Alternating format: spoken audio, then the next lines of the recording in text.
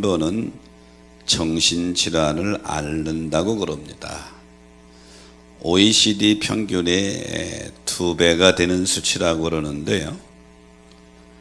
그래서 2000년 4월 8일에 우리 보건복지부에서는 정신건강 10계명이라고 하는 지표를 발표했지요. 여러분, 정신건강의 날이 있는 거 아십니까?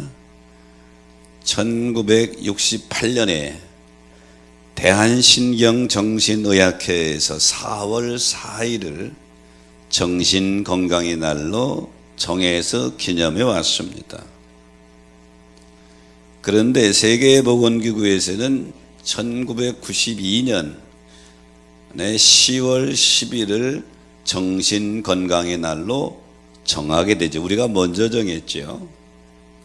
그래서 2017년 5월 정신건강법을 개정하면서 우리도 세계에 맞춰서 4월 4일을 10월 10일로 정신건강의 날로 변경하게 됐습니다. 국민들이 정신이 건강하기를 원해서 정신건강을 위한 10계명을 발표했는데요. 의미가 있어요. 첫째는 세상을 긍정적으로 바라보자는 것입니다. 동전의 양면이 있는 것처럼 세상은 긍정과 부정, 빛과 어둠이 있는데 먼저 긍정을 보자는 것이죠. 그래야 정신 건강하대요. 두 번째는 작은 일에도 감사하는 마음으로 살자. 그래야 생활에 활력이 된다. 세 번째는 진심을 담아서 반갑게 인사하자. 그러면 내 마음이 따뜻하고 성공의 바탕이 된다. 우리 옆 사람 인사해 볼까요? 오늘 만나서 반갑습니다. 그냥 형식적으로 하지 말고 진심을 담아서 하면 마음이 따뜻해진대요. 다시 한번 인사해. 오늘 내 옆에 앉아줘서 반가워요. 그래. 훨씬 더 마음이 따뜻해지잖아요. 네 번째는 식사는 천천히 세 끼를 먹어라. 그래야 건강의 기본이고 즐거움이 있다. 다섯 번째는 대화는 상대방의 입장에서 생각하면서 하자. 그러면 핏대 올릴 일이 없어진대요. 여섯 번째는 누구라도 칭찬하자. 칭찬하는 그 칭찬이 다시 내게로 돌아온다. 일곱 번째는 약속의 시간을 살짝 여유 있게 갖자. 그러면 오금이 달지 않아 좋고 신용이 쌓인다.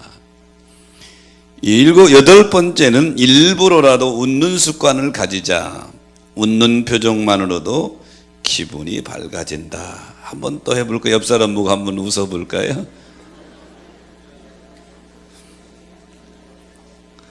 하여튼 말 안 듣는 사람은 있어. 훨씬 더 기분이 밝아지지요. 아홉 번째는 원칙대로 법을 지키면 정직하게 살자. 거짓말하면 죄책감 때문에 불안해진다. 열 번째는 작은 손해에 너무 연연하지 말자. 그러면 내 속이 편하고 언젠가는 큰 것으로 돌아온다. 국민들의 정신 건강을 위해서 이런 지침을 발표했는데요. 성도는 천국 백성입니다. 그래서 성도는 신앙생활이 건강해야 될 줄로 믿습니다. 오늘 빌립보서는 바울이 로마 감옥에 쓴 옥중 서신입니다. 빌립보 교회는 마게도니아 지역의 첫 번째 바울이 들어가서 개척한 유럽의 1호 교회가 되는 것이죠. 그런데 빌립보 교회에는 그 당시에 주님이 주신 영적 자유를 잘못 이해하고 있었습니다. 방종의 의미로 이해하고 있었는데, 그래서 이미 구원받은 자들은 도덕이 더 이상 의미가 없다는 생각, 그 영향은 반도덕주의자들에게 받은 것이죠. 그래서 빌립보 교회 성도들은 건강한 신앙생활을 해야 되는데 그렇지 못한 성도들이 교회에 있었던 것 같아요. 그러니까 바울이 빌립보 교회의 소식을 듣고 감옥에서 빌립보 성도들에게 눈물을 흘리며 호소하는 내용이 오늘 본문의 말씀의 내용입니다. 눈물을 흘리며 말하는 것은 아주 간곡한 표현이고 호소지요. 자녀들을 키우면 여러 가지 기억이 남는데, 저도 여러분이 알다시피 남매를 키웠잖아요. 우리 아들은 어렸을 때 놀기를 좋아했어요. 운동을 좋아했고, 그러니까 저녁에 집이 들어오는 귀가 시간이 늦습니다. 그래서 하루는 두 아이를 앉혀놓고 너희들 귀가 시간이 저녁 8시다. 8시 이후에 들으면 혼난다. 그래서 알았지? 예. 그런데 우리 딸은 정확히 지킵니다. 8시 전에 딱 들어와요. 아들은 관심이 없어요. 놀다 보면 10시까지는 9시 반 이렇게 들어와요. 몇 번 권면을 하다가 하루는 화가 났습니다. 제가 8시가 넘어서 안 들어와. 딸은 들어왔는데, 그래 밖에 가서 요만한 해초리를 준비해 가지고 들어왔습니다. 딸이 눈이 휘둥그래요. 아빠 그거 왜? 오늘 오빠는 좀 해초리를 맞아야 되겠다. 그 딸이 기겁을 하는 거죠. 아빠 한 번만 용서해 주면 안 될까? 안 돼. 오빠가 정신 차리게 오늘은 몇 대를 맞아야 돼. 그랬더니 이 녀석이 눈물을 뚝뚝 떨이면서 한 번만 용서해 달라는 거예요, 오빠를. 그래서 안 돼. 그러니까 내 바지가랑이를 잡고 통사정하면서 우는 거예요. 여기서 달기동안 눈이 뚝뚝 떨어지는데, 어린 딸이 자기 오빠를 위해서 눈물을 흘리면서 호소하는 그 모습을 보니까 때린다는 얘기를 못 하겠어요. 알았어, 오늘 한 번만 용서해 줄게. 내 자녀들이 어렸을 때 많은 일이 있잖아요. 다른 건 기억이 별로 안 나요. 내 오빠를 위해서 눈물 흘리면서 나에게 그렇게 간곡히 호소했던 우리 딸의 모습은 지금도 가끔 기억이 납니다. 자, 오늘 본문도 같은 내용이 아니지만 같은 의미예요. 바울 사도가 지금 로마 감옥에서 빌립보 교회 소식을 들었어요. 근데 빌립보 교회 성도들이 건강한 신앙생활을 해야 되는데 여기저기 많이 병들은 거예요. 상처 입은 거예요. 자기가 사랑하는 빌립보 교회, 특히 유럽에서 첫 번째 바울이 개척한 교회 아니에요. 그 교회에 눈물로 호소하고 있는 내용입니다. 저는 그래서 오늘 본문의 말씀의 제목을 눈물을 흘리며 말하노니 본문 그대로 잡았는데요. 눈물을 흘리며 말하노니, 첫째는 십자가의 원수로 행하지 말라. 오늘 본문 18절에 보니까 이에도 눈물을 흘리며 말하노니 여러 사람들이 그리스도의 십자가의 원수로 행하느니라, 이렇게 말씀하고 있죠. 여기 여러 사람들은 누구를 가리킵니까? 두 종류의 사람으로 정리할 수 있는데, 첫째는 유대 율법주의자들입니다. 유대 율법주의자들은 율법의 의라고 하는 철옹성에 딱 갇혀서 예수를 믿어도 율법을 지키지 않으면 구원받지 못한다, 이 주장을 굽히지 않고 그리스도의 십자가 대속의 은혜를 반대한 것입니다. 즉 그리스도의 복음에 큰 장애가 되고 있는 것입니다. 그래서 바울은 고린도교에 편지하면서 고린전서 1장 18절에 보면 십자가의 도가 멸망하는 자들에게는 미련한 것이지만 구원받은 우리에게는 하나님의 능력이라. 십자가의 도가 여러분에게 하나님의 능력이 되시기를 축복합니다. 두 번째 종류의 분은 영지주의자들입니다. 이들은 이원론에 사로잡혀서 구원받은 것은 우리 영이니 우리 육체는 연약해서 언제든지 넘어질 수 있고 죄질 수 있다, 그래서 죄를 합리화시키는 사람들, 반도덕주의자들을 가리키는 것입니다. 이 율법주의자들과 반도덕주의자들의 영향이 빌립보 교인들에게도 미치게 된 것이죠. 건강한 신앙생활을 해야 되는데 여기저기 신앙이 병들은 것입니다. 이제 바울이 눈물을 흘리며 호소한 말하는 첫째는 십자가의 원수로 행하지 말라, 즉 복음의 장애물이 되지 말라. 사랑하는 여러분, 복음의 장애물이 되지 않게 되시기를 축복합니다. 마태복음 15장에 보면 우리 예수님이 유대 종교 지도자들과 논쟁하는 모습이 나옵니다. 바리새인들과 서기관들은 예수님을 책잡기 위해서 예수님이 복음 사역의 주 지역이었던 갈릴리에 은밀히 바리새인 서기관들을 보냈습니다. 이들이 와서 예수님의 복음 사역을 보고 책잡으려고 하는데 하나 잡았어요. 제자들이 음식을 먹을 때에 손을 씻지 않고 그냥 먹는 것입니다. 그래서 마태복음 15장 2절에 보면 당신의 제자들이 어찌하여 장로들의 전통을 범하나이까, 먹을 때에 손을 씻지 아니하나이다. 이 당시 유대의 장로들의 전통은 부정한 것을 아예 미연에 차단하기 위해서 예출하고 들어올 때 반드시 대문 앞에 손발을 씻어야 되고, 그리고 음식을 먹을 때 그들은 주식이 빵이니까 반드시 손을 씻어야 됩니다. 그런데 예수님의 제자들이 그냥 빵을 먹어버린 거예요. 그걸 지적한 것입니다. 여기서 바리새인들 서기관들은 장로들의 전통을 내세웠어요. 지금까지 우리가 지켜왔던 장로님들이 정했던 정통, 오늘날로 말하면 교회의 전통, 교회의 습관, 왜 이걸 범하나이까? 근데 사랑하는 여러분, 그 어떤 것도 교회의 전통이든 장로들의 전통이든 교회 모든 성경보다 더 위의 권위를 둘 수는 없는 줄 믿으시기 바랍니다.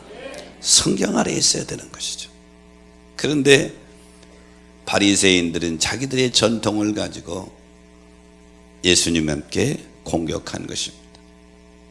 근데 예수님이 3절에 보니까 너의 전통으로 하나님의 계명을 범하느냐, 그리고 5절 6절에 보니까 너희는 하나님께 드림이 되었다고만 하면 내 부모를 공경하라고 하는 그 하나님의 말씀도 패하는구나. 위선되고 가식된 바리새인 서기관들의 경건의 모습을 책망하시면서 오늘 본 마태복음 15장 8절로 9절에 보니까 이 백성이 입으로는 나를 공경하되 마음은 내게서 멀도다 그랬어요. 즉 바리새인들 서기관들은 그 당시 하나님을 잘 공경한다고 하는 그룹들입니다. 그들이 하나님의 이름으로 십자가의 원수로 행하고 있고 하나님의 이름으로 복음의 장애가 되고 있는 것이죠. 그런데 바울이 지금 빌립보 교회에 눈물 흘리면서 권고하고 호소하는 첫 번째가 십자가의 원수가 되지 말라, 그런 내용인데, 바울은 자기의 삶을 되돌아보면서 자기 얘기도 하고 있는 것입니다. 바울이 처음에 깨닫지 못했을 때는 뭐예요? 십자가의 원수로 행했습니다. 하나님의 이름으로 하나님을 대적한 것이죠. 유대교에 열심히 있어서 스데반 집사를 처형할 때에 진두지휘했던 사람이 바울입니다. 그리고 그것도 분이 차지 않아서 기독교인들을 잡아 감옥에 가두려고 다메섹으로 가다가 거기서 부활하신 주님을 만나게 된 것이죠.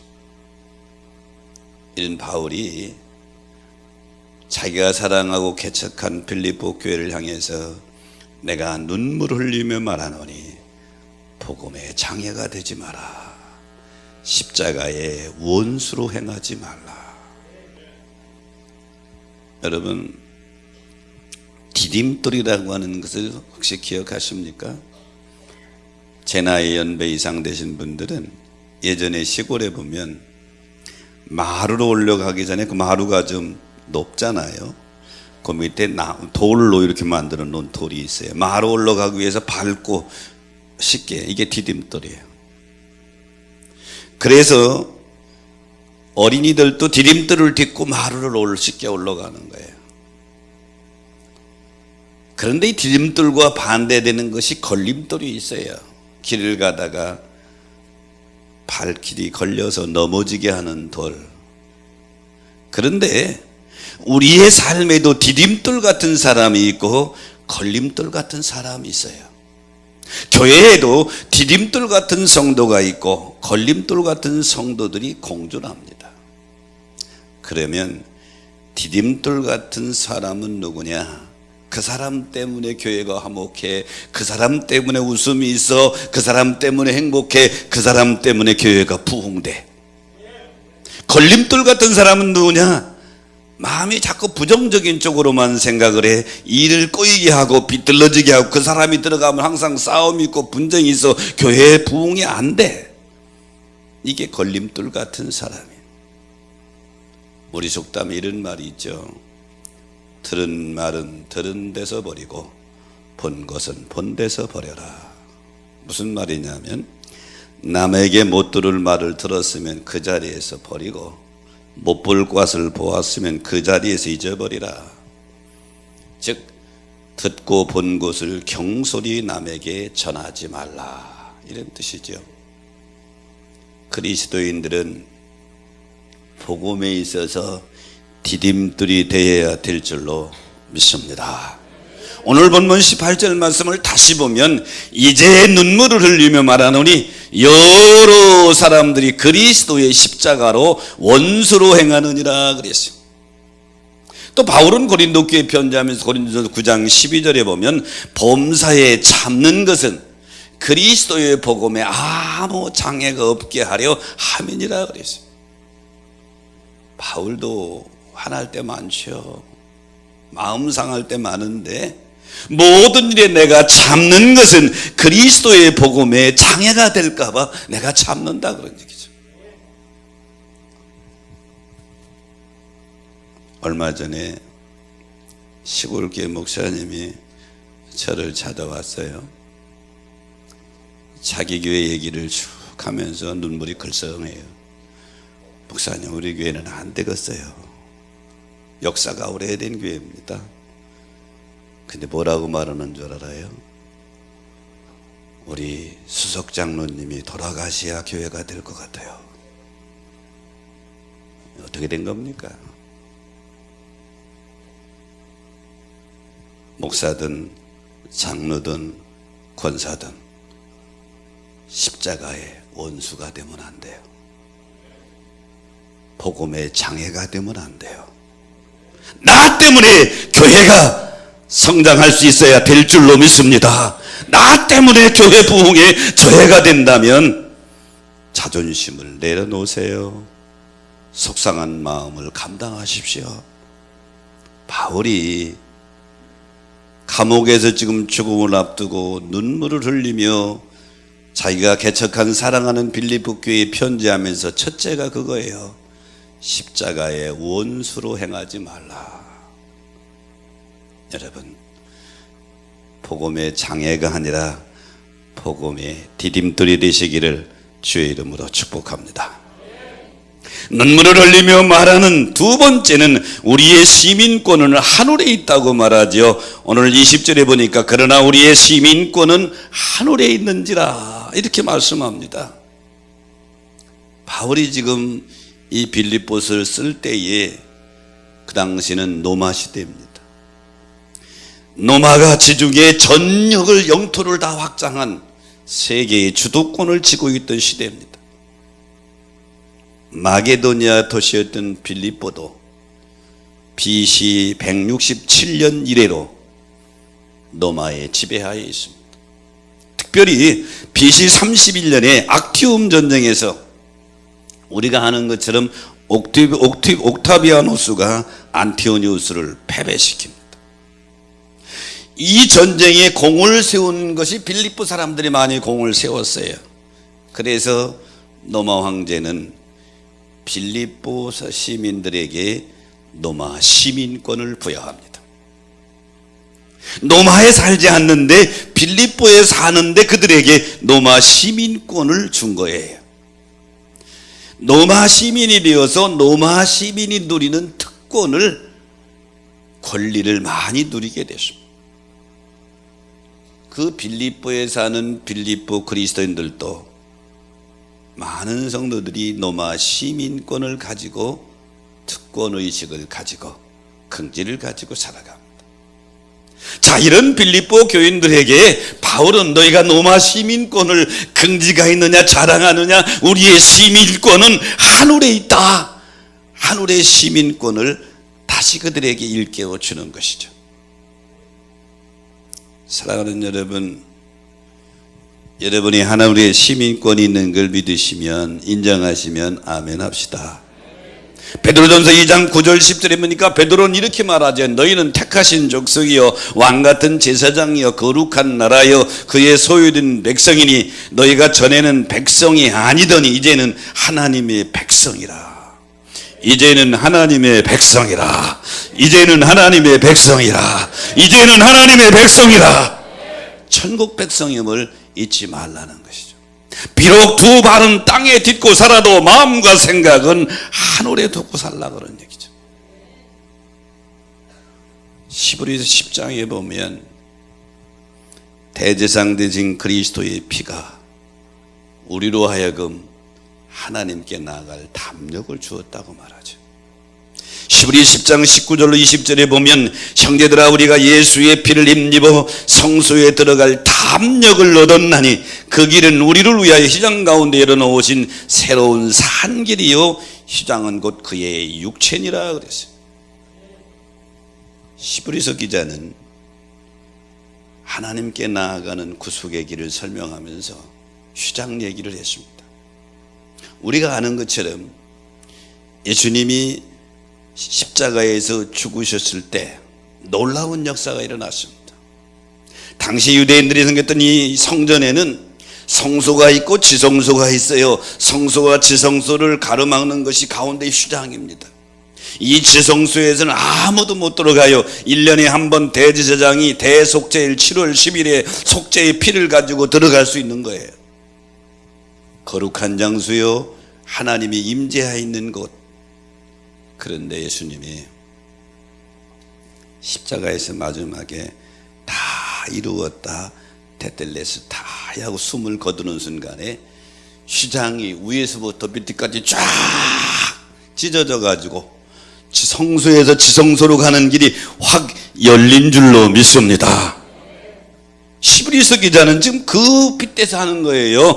형제들아 우리가 예수의 피를 힘입어 성소에 들어갈 담력을 얻었다.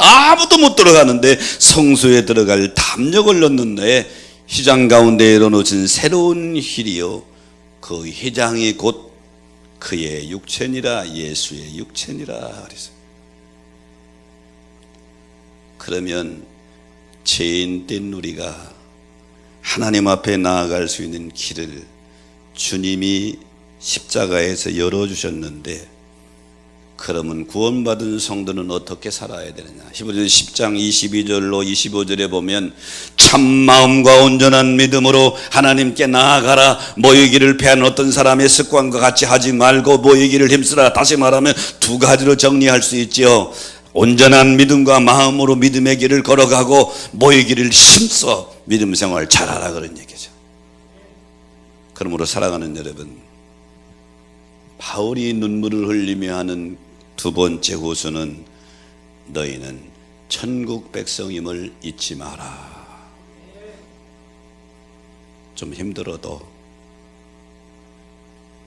마음이 아파도, 경제적으로 어려워도, 누군가로부터 오해를 받아도 천국 백성을 잊지 말고 이기시기를 축원합니다. 견디시기를 축복합니다. 아브라함 링컨이 쓴 전기에 보면 이런 이야기 한 토막을 소개합니다.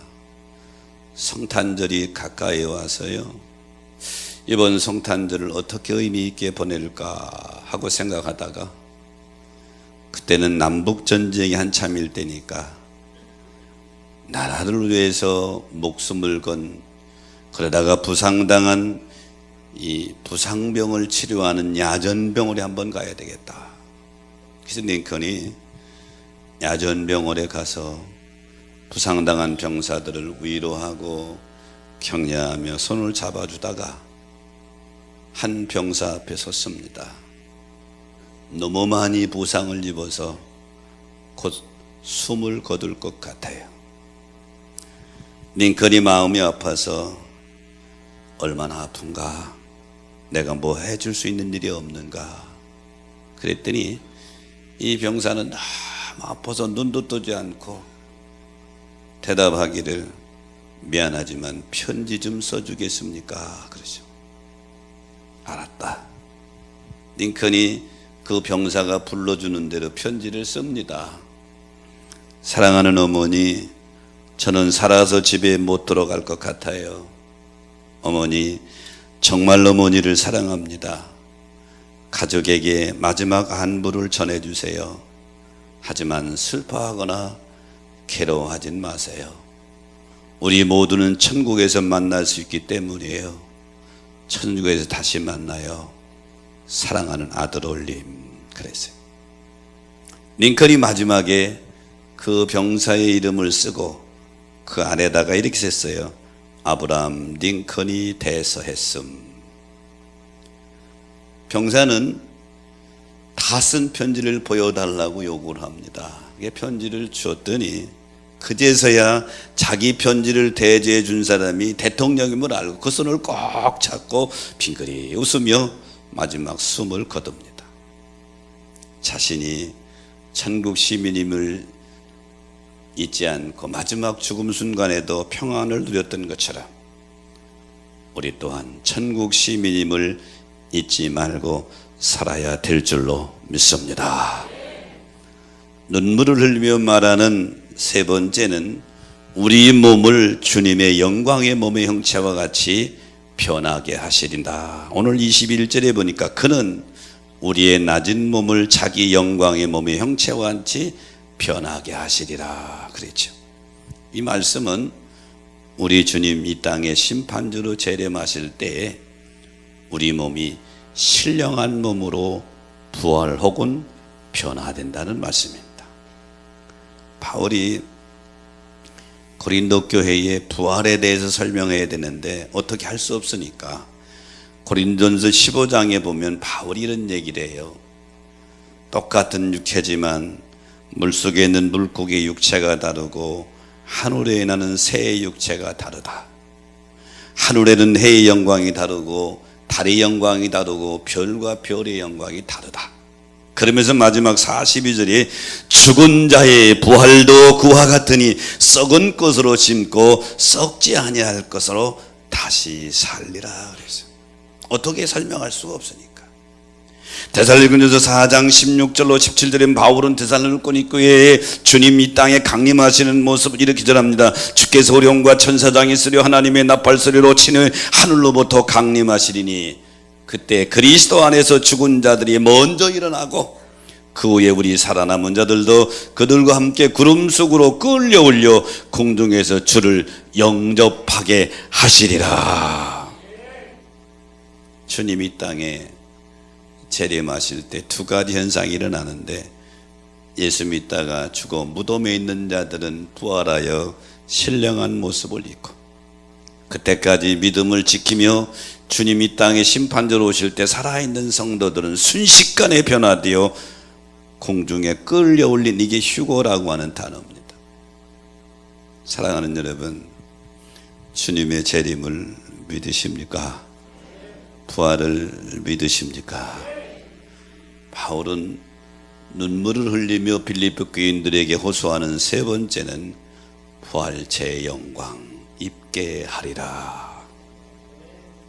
요한복음 11장에 보면 죽은 나사로를 살리는 기적이 나옵니다. 예수님의 생애를 보면 마지막 일주일 가장 고통스러웠을 때 예수님은 자신의 육체를 나사로 마리아 마르다의 집에 의탁을 했습니다. 그 정도로 예수님은 이 나사로의 집과는 깊은 사랑의 관계입니다. 일주일 예수님 사역을 보면 낮에는 예루살렘 안 들어가서 사역을 하시고 저녁에는 베다니 나사로의 집에 가 쉬시고 낮에는 예루살렘에서 저녁엔 베다니에 가서 마지막 일주일을 자기의 피곤한 육체를 나사로의 집에 위탁을 했죠. 근데 그 나사로가 죽을 병에 걸려 죽는다는 소식을 예수님이 듣습니다. 소식을 듣고 바로 가지 않고 이틀을 더 있다 가시죠. 예수님이 나사로의 집에 가셨을 때 이미 죽었고 장사 지낸 지 4일이 됐다고 그랬습니다. 마리아 마르다가 슬픔에 빠져 있는데 예수님이 그 모습을 보고 눈물을 흘리셨다. 성경은 이렇게 표현하십니다. 예수님이 나사렛의 무덤 앞에 가서 요한복음 11장 39절에 보니까 돌을 옮겨 놓으라 그러죠. 그러니까 마르다가 하는 말이 주여 죽은 지 4일이 돼서 벌써 냄새가 나나이다. 예수님이 41절 42절에 보니까 하나님 앞에 기도하죠. 아버지여 내 말을 들으시는 것을 감사합니다. 둘러선 무리들을 위한 것이니 아버지께서 나를 보내신 것을 그들로 믿게 하여 주옵소서. 그리고 43절에 보니까 큰 소리로 나사로야 나오라 그랬더니 죽은 나사로가 수족을 동인 채 나왔다라고 그랬어요. 예수님이 풀어놓아 다니게 하라 그러잖아요. 죽은 나사로를 살리신 기적은 예수님이 이 땅에 다시 오실 때 우리 모두가 부활한다고 하는 모습을 또 한편으로 보여주고 있는 것이죠. 이 땅에 주님이 심판자로 오셨을 때에 무덤 속에 있는 잠자들 우리의 이름을 다 부를 것입니다. 나사로야 나오라 하신 그 주님이 자재군 장로 나와라 그럴 거예요. 아멘. 그때에 우리가 신령한 부활체를 입고 주님 앞에 서는데 바울이 지금 눈물을 흘리며 호소하는 세 번째 내용 그 얘기요. 부활체의 영광을 입으리라. 믿으시면 아멘 하죠. 미국의 한 아버지가 임종을 앞두고 호흡을 가쁘게 세면서 마지막 자녀들에게 작별 인사를 합니다. 큰아들이 아버지 앞에 나아가 얼굴을 비비면서 인사를 합니다. 이때 아버지가 큰아들에게 See you again 그럽니다. 다시 만나자. 둘째 인사할 때 See you again 다시 만나자. 셋째도 인사할 때 See you again 다시 만나자. 근데 넷째 막내 자니하고 인사할 때는 굿바이 그럽니다. 자녀가 깜짝 놀라서 아버지 왜 형님들에게는 See you again 하시고 저 나한테는 굿바이라고 인사하십니까? 그랬더니 아버지가 숨을 몰아쉬면서 야 너하고는 여기서 이어지는 것이 마지막이지만 너희 형들하고는 낙원에서 다시 만날 테니까 See you again은 너는 다시 못 만날 테니까 굿바이라고 밖에 더 할 수 있냐. 그런데 그 아들이 그동안 그렇게 거부했더니 아버지 나도 예수 믿을게요. 아버지 나도 예수 믿을게요. 나한테 See you again이라고 인사해 주세요. See you again. 결국 그래 손을 잡고 See you again.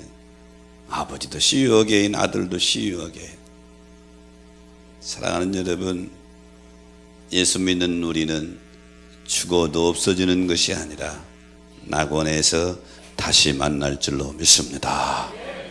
그래서 바울은 지금 로마 감옥에서 언제 죽을 줄 모르는 상황 속에서 자기가 사랑하는 빌립보 교회 성도들을 향해서 너희 낮은 몸이 주님이 영광의 몸의 형체같이 부활체의 영광을 입게 하시리라.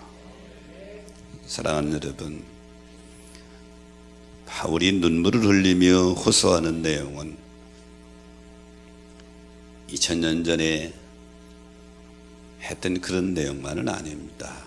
오늘 이 시대를 살아가는 우리도 나에게 하시는 주님의 음성으로 듣고 여러분이 믿음의 길을 걸어가도 속이 상해도 마음이 상해도 절대로 복음의 장애가 되지 마시기를 축원합니다. 절대로 복음의 장애는 되지 말라. 차라리 내 자존심을 내려놓고 내 생각하는สิ่ง도 복음의 장애는 되지 말라. 그리고 세상이 힘들고 어려워도 로마 시민권이 아니고 미국 시민권이 아니고 하늘의 시민권에 있는 하늘 백성임을 잊지 않게 되시기를 축원합니다. 뿐만 아니라 훗날 우리는 주님 재림하실 때에 부활 제 영광을 입을 것을 바라보면서 오늘도 믿음의 선한 싸움에 승리하는 여러분 되시기를 주의 이름으로 축복합니다. 말씀 생각하시면서 우리